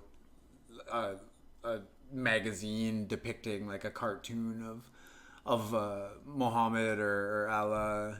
It was, yeah, it was of the Prophet Muhammad. Yeah. And again, that's another example of like just Muslims just kind of Being extremists. being extremists. Because like it's a tenet of Islam that like we're not supposed to draw the Prophet Muhammad, and part of the reason behind that is that we believe, because like Islam. Well, it's the same as how the mind can't comprehend. It's like if whatever you think you're thinking of when you think of God, it's like it's not right, because like you literally can't. God's like too big for you to even like. Well, we don't believe that conceptualize, Muhammad is God. Right, he's a prophet. He's a prophet, and Right. and we strictly believe that he's a human being. Yeah. He's not God, and Yeah, like and but part of the reason why we don't draw the Prophet So it's Muhammad. prophets or Muhammad's the prophet and Allah is the God in Islam. Yeah, right? Allah. Yeah, and Allah is just an Arabic name for the one God. The one God. And part of the reason why we don't draw the Prophet Muhammad is because of fear that we believe, and we position ourselves in the Abrahamic tradition and the religions of the world, because we believe that like Islam is like the latest, like the last kind of like iteration of this like world religion that has been kind of like Yeah, because they're all the major religions are Abrahamic religions, right? Like Judaism, Christianity, and Islam all come from the same like sort of tradition or base. Yes, and we believe that like, but we take it even a step further, and we say that like every single nation and every single community has received a prophet in the past, right? And like and so like we don't say that like for example like Hinduism or like Buddhism is like there's like they're Islamic religions, but because we don't know, but we certainly believe that like there have been other prophets preaching the same messages in all around the world, right? And we say this, that's why you find very similar commonalities around like the different world religions. They all teach like the like very similar things at the end of the day, and but we believe that one of the things that like was over time, what ended up happening is that people ended up worshiping the prophets that came down to preach their religion, right? And we believe that's what happened to Christianity. That we believe it's that like worshiping Muhammad and Jesus and the Buddha. That's right, instead of like God. Instead of God. And so part of the practice of Muslims is that we don't draw that to protect not only the current generation but the future generations that may not know the full that things might get lost over the generations. So like that's like a protective practice that we've been taught to like help protect the religion. So like when those shooting happens over those magazines, like, you know, it was provocative, and like they were like drawing the Prophet Muhammad, but we don't say that that's what he looked like, and we don't say anything. And those rules like apply more to Muslims, and they're also not reasons to kill anybody. Yeah. You know,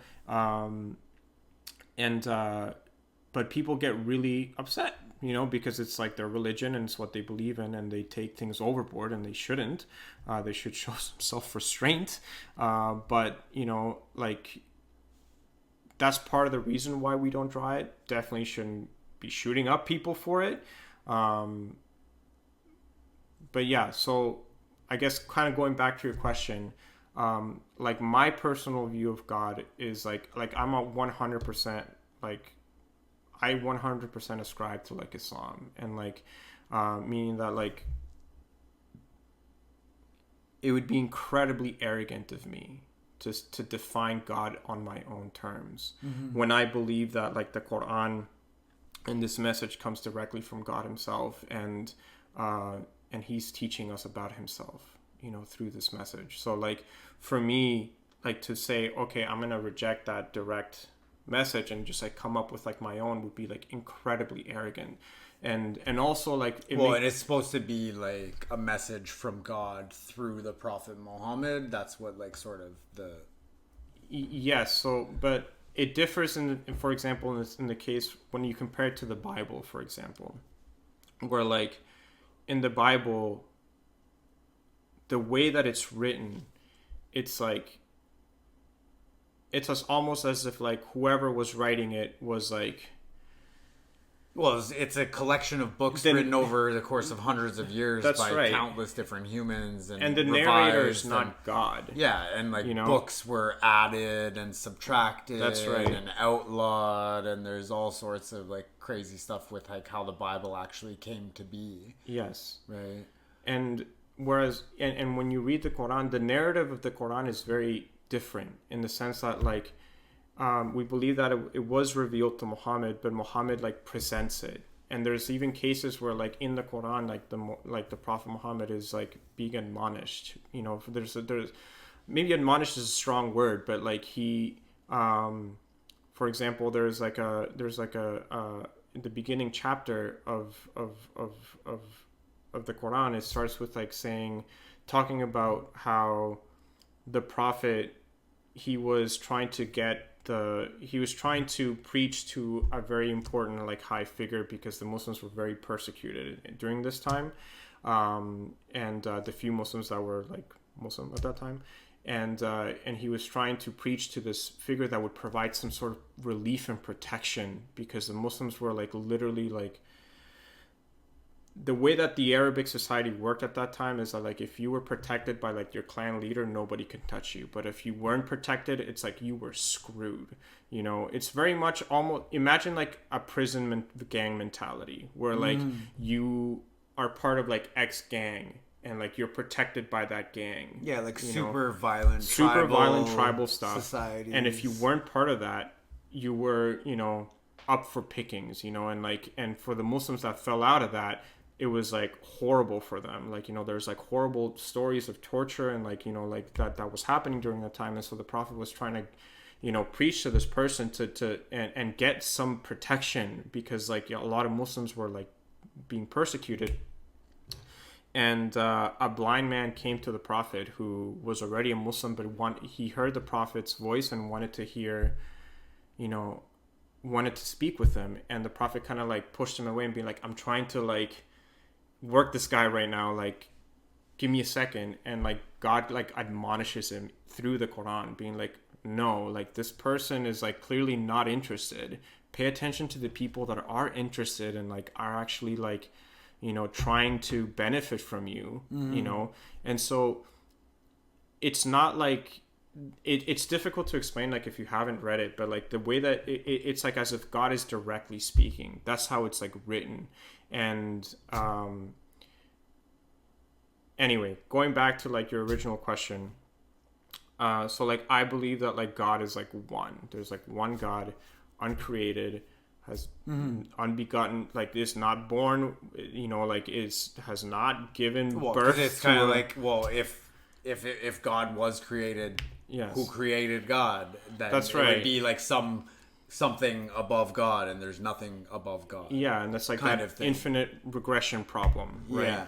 And so like we believe that like God is uncreated. We believe that like God is one, and there's nothing in the creation that resembles it. We believe that he is the creator of everything that we perceive, of time, space, of everything.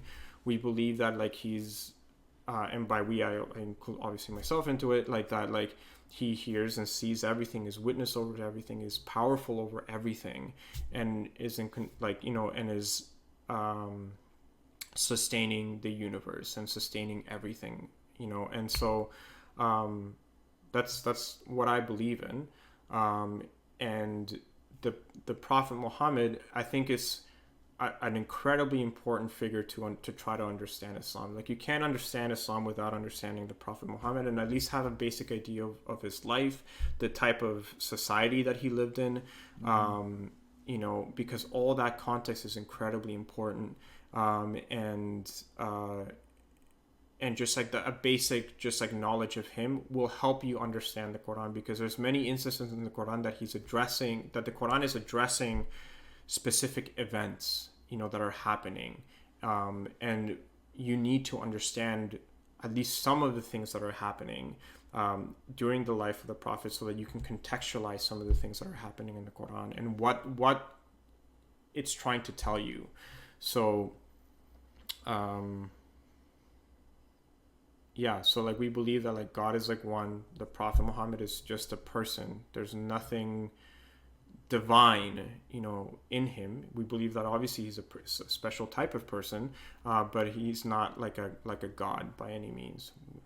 You know, for example, like Christians believe that Jesus is God, you know, like so there is a little bit, there is like a clear distinction there. Yeah.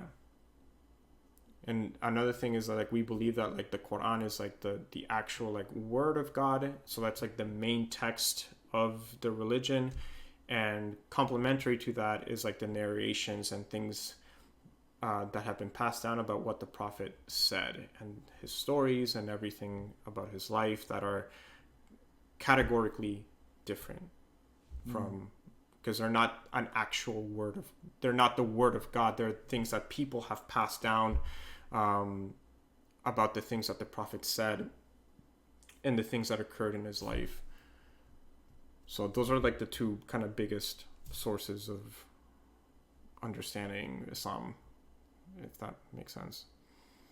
Yeah, similar to other books. And yeah, it's just interesting because like I've never read the Quran, I've never read the Bible. I've like kind of tried to, obviously we grow up in a Christian culture. Yeah. So even not having been brought up religious at all, I've still like kind of picked up a lot of the stories and things like that, at least to some degree, some of the like more famous ones. But yeah, there's still a lot of similarities, and yeah, I just have a lot of curiosity about it and whatnot. And yeah, well, I would definitely recommend like you listening to that lecture series that I sent you. yeah, I'll have to get you to like resend that. Maybe I'll put it in the show notes. Sure, because it's like, I'm not the best Muslim, and I'm also not a scholar. Yeah, so, like, and it's like, I guess that's like something I've been thinking about too. Like while we're chatting, it's like I'm not necessarily having you here to be like that's right. a representative Muslim scholar, but more so just to kind of get an idea of what your religion and your spirituality is like, and your thoughts about some of the controversies with some of this stuff, and just like your relationship to God, and do you have like any like favorite stories, or like what's your like favorite story? My favorite story,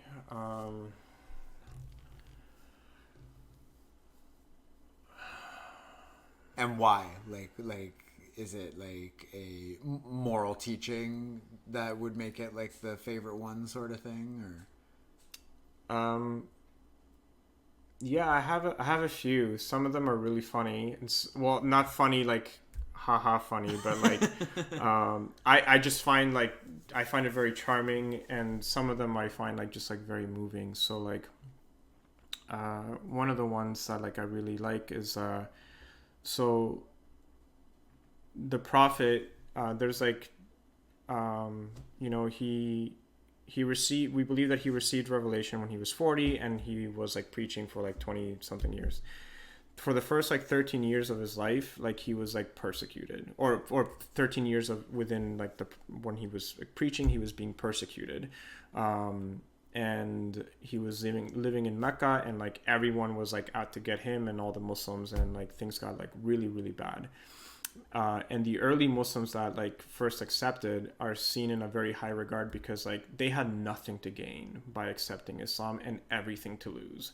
And there was this one person in particular that came, and he used to like rob caravans. So like in the desert, like, you know, like they would send caravans up to Syria, and they would come back down with, and the Arabs at that time were like big traders. That's how they made, there's nothing in the desert, so they would trade, you know, and this guy would like rob caravans, and but he came to Mecca, and the leaders at the time were so afraid of the Prophet, because his words were so impactful and they were so moving, that for people that didn't know like him, like they would have someone standing outside of the city and be like, listen, there's like this crazy person that is like teaching these things, you shouldn't listen to them.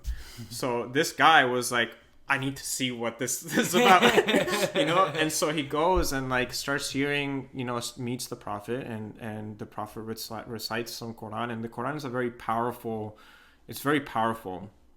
And he like accepts Islam right away. And the Prophet was like, okay, listen, great, you accepted Islam. It's fantastic, amazing. Don't tell anybody that you're Muslim, because like you're not from here. You don't have someone protecting you right now. Right. If you go around saying that you're accepting, they're gonna beat you and you're gonna die. And he's like, okay. Within 5 seconds, he just like goes to the town square and says like, I am a Muslim, and I believe that like, you know, like Muhammad is like the messenger of God, and there's only one God, and all these idols that you're worshiping are just like all false. And like immediately he just gets like jumped and like beaten. But like, and he actually like, one of the other companions of the Prophet like had to come and being like, had to stop them and be like, do you know who this man is? This man is part of like this tribe that like robs our caravans. If you kill him, do you think that we'll have any caravans safely going up to like, this is where your wealth is coming from? And then they're like, okay, we're not gonna kill him. but I always just like found that story so beautiful, of just like, you know, like, yeah, he didn't listen, obviously, but like that idea of just like, this is what I believe in, and I don't care what you beat me. I don't care. Like, you know, like I'm gonna shove it, standing like, up you know, for what you believe in, exactly, and against the fucking violent mob. Sounds familiar these days. Yeah, and that was something that like I always found like very beautiful, like in that story, although like it cracks me up every time. I'll share two more. There's another companion of the Prophet who was like known to be like really eccentric and kind of like funny, and he was known to be like one of these like early like people that accepted, but he had like he was just like a quirky person,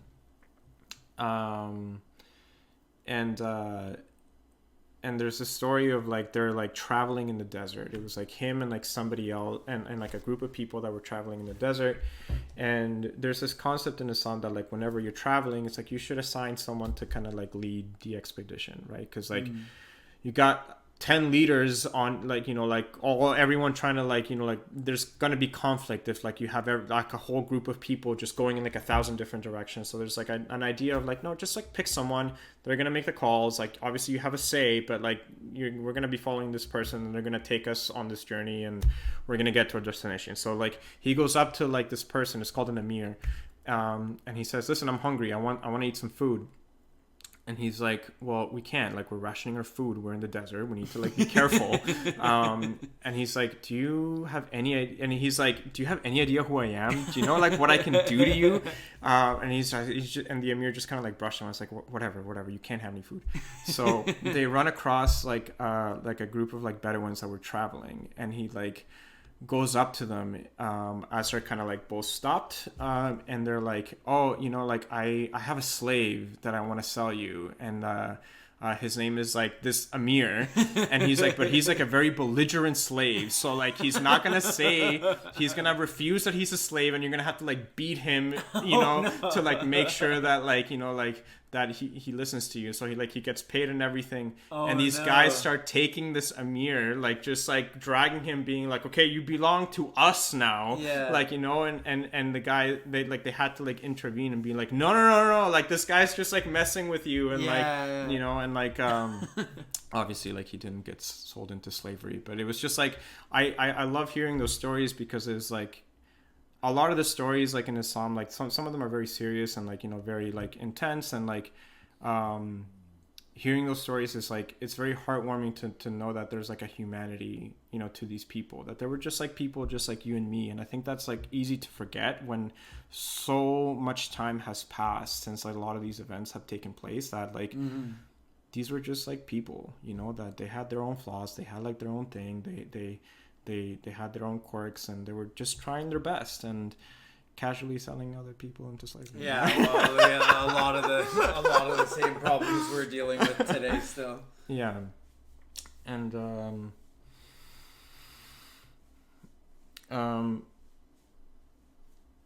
yeah, and one last story, I guess, is like to kind of just like wrap up here. It's like, so during when they were being persecuted, like the wife of the prophet actually died, because what ended up happening, they were the sub clan that the prophet belonged to, they all got like boycotted, and they essentially were starving them out. And so like the people of that clan, like not everyone was Muslim, but they were like, you belong to this clan, we're gonna like boycott your whole clan. And there were some Muslims in that clan, obviously, but not everyone. But people like literally died of starvation. And there's like stories of like people were eating like twigs because they had nothing else to eat. And the wife of the prophet died, his uncle died, who was like kind of providing any sort of protection. And so like he was like in a complete state of like, you know, vulnerability. Like he had nothing else to do, and he was like, you know, had suffered like two tremendous grievous like losses. The loss of like his uncle, who was like kind of the leader of the clan, but he was also really old and could only do so much. But he raised them, because the prophet was an orphan. He raised them and like lost this like father figure. And he lost his wife, who was like a big supporter of him and was like, you know, both a spiritual, emotional, and, you know, physical like support for him. And she died through this like boycott and starvation. And so what he ended up doing, he went to like a neighboring city to try to like seek some help for himself and for like, you know, like the Muslims at the time. And he met with like 3 leaders, and the leaders, you know, he went up to them and he was like, hey, like, this is who I am, this is my message, you know, like, can you help us? And every single one of them like rejected them and rejected him, and they rejected him in like a very humiliating way. Like they every single one of them like told him off and like ridiculed him and like ran him off. And but he asked them, it's like, okay, fine, you don't have to accept, that's fine, just like let me leave in peace, and I'll leave your city, like there's no problem.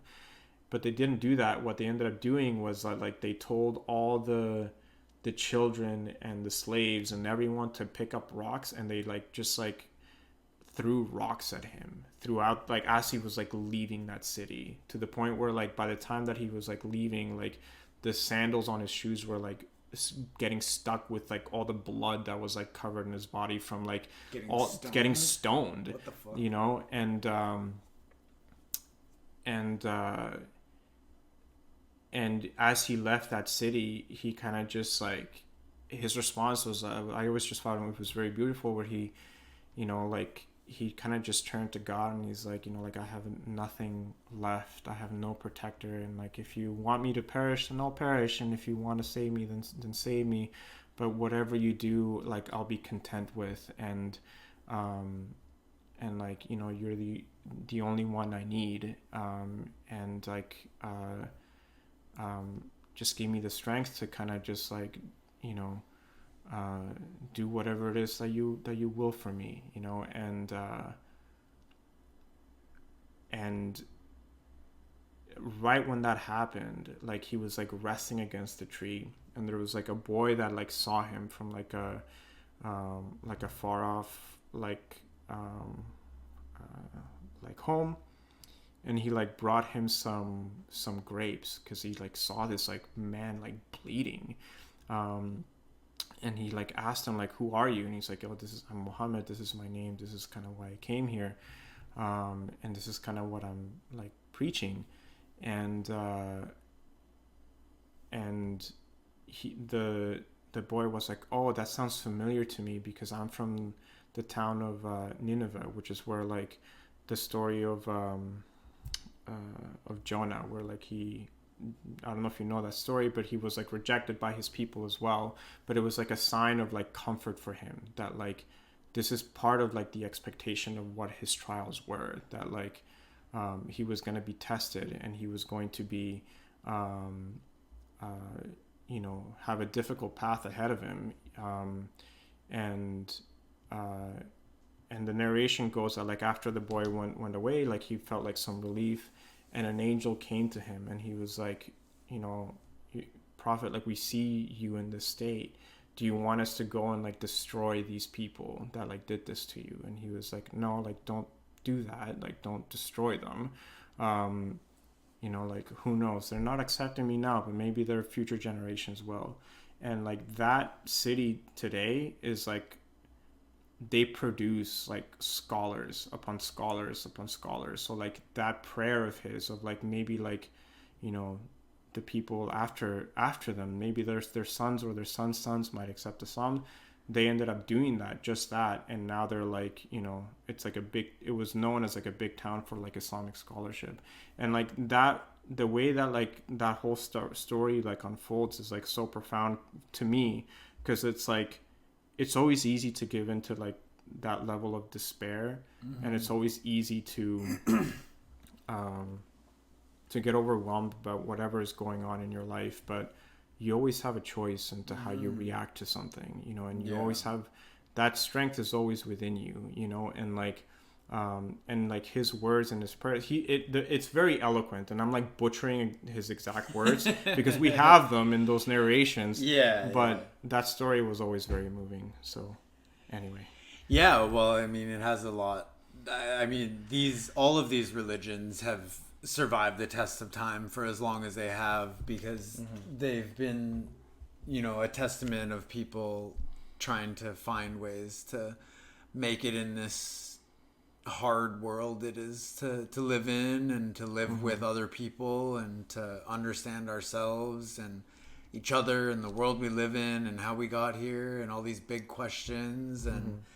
And yeah, just I think that's like a good note to end on as well, because that last story, like you were saying, is like a lot about just realizing that, we all have tests that we're all going through constantly in life, and right now it seems like in a lot of ways more than others, we've had this really kind of peaceful period in the last like 30 years that we're really coming out of, with a lot more kind of chaos happening in the world more recently, and just that we all have tests and hard roads to walk, and troubling times ahead, as people always have, and that one of the things to always remember is that it is our choice how we choose to see things and react to things or not, and to just like choose what's most important to us, and to sometimes like that, forgive people for they know not what they do type of thing, and to just kind of stay true to ourselves and our values. And it's, I think, having conversations like this, and having people that you can talk with about the big questions in life is one of those things that I'm trying to explore right now. And yeah, just wanted to hear more about you and your journey, and appreciate you sharing and coming on. And yeah, thank you. Well, thank you for having me. I always wonder, some of the podcasts that I listen to, they always they always end the podcast asking every guest the same question. I've been thinking I need to excuse me. I've been thinking I need to come up with something like that for myself as well. Any ideas? End question. And a cool end question. A cool end question. I don't know. What's something you're excited about right now? There's so much fucking insanity going on in the world. What's got you optimistic? What's got or me excited optimistic? about life and the future? Well, I think for me, I think I'm just I'm content with where I am in my life. And it's definitely difficult. Some days are hard, and but I'm happy to have friends like you, and have a partner like Adrian that who and I'm just grateful for the people in my life. I was in a very difficult situation a couple years ago, and that was a lot of toxic elements in there, and I'm just grateful for where I am, and reminding myself that things can always get worse, and change is always difficult, but it's I'm excited to kind of take whatever next steps forwards are. I'm also excited to see how my daughter grows up into as I've been seeing her develop into her own person is also incredible. Yeah. And I'm excited about some of the music that I've been making as well, and just new song coming out when? December 9th, all right? I need to pay for my bills, so everyone go to Spotify. Coloring Daydreams is my artist name. I'm just kidding, but I'm not kidding. No, I'll put it in the show notes. Yeah, I think that's a big thing for me too with having these conversations. It's just, I think, sort of recognizing that there is this greater thing outside of ourselves that humans have called God forever, whatever religion you're in or whatever you believe it is, as far as Christianity believes it's this man with a beard, white Jesus and white God and stuff, and other people think consciousness is God, and I think of it more as it's God is sort of everything, and the creationary force of the universe, kind of like a force, how gravity's a force, it's this thing that just is, sort of, right? And just trying to focus on gratitude for all there is, the good, the bad, the ugly, the beautiful, and just being grateful for the things that we have, and recognizing that the challenges that we have are opportunities to learn and grow and overcome, and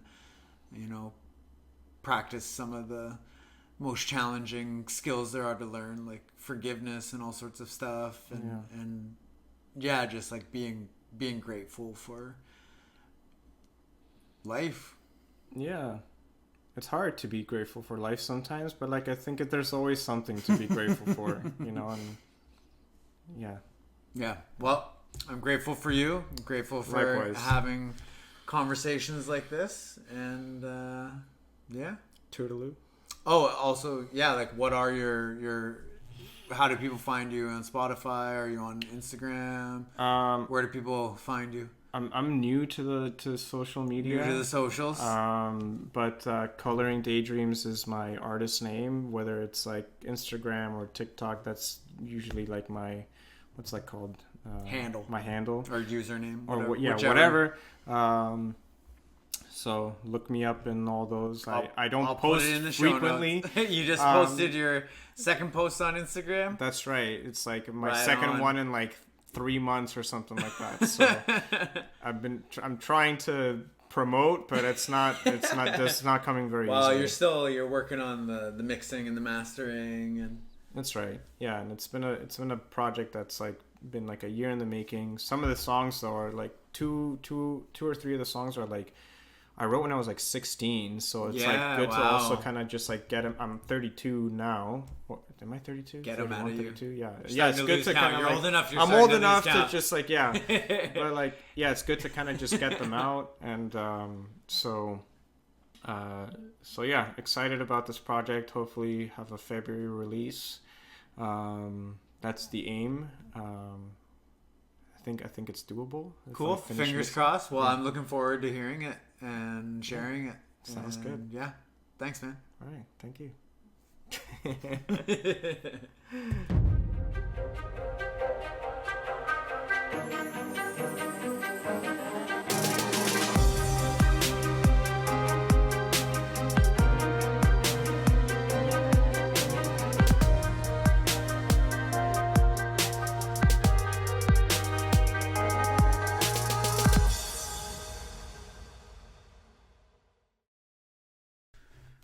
Sounds good.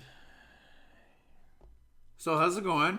It's going good. I'm just like really taking in your mustache right now. It's Oh, just yeah? like really like well trimmed. I'm just like looking at it and just like yeah, your mustache looks really nicely trimmed right now. Well, I did just trim it the other day, so thank you for noticing. Yeah. And I can't grow like my mustache like that because like the way that my mustache grows, for those who may not know or can see me or can't see me, it like grows like up. Oh, really? So it doesn't grow like down. So like when it like grows, like it grows like out of my face, like just straight out. Straight really? out. Yeah. Interesting. And like over time, it kind of like curves because of the weight of the hair. But like right now, like if you look carefully, it doesn't like grow downwards. It grows like straight out of my face. Yeah, mine does that too. Like when it's short enough, because it's like it always grows straight until it has like a bit of like But even to curve, right? But even when there's like already like some length to it, like it'll like be like sticking out of my face, like straight up. Anyway, I've just noticed that. It's like okay. Yeah, I just was like, it's gonna fuck your day up or fuck the podcast up tomorrow.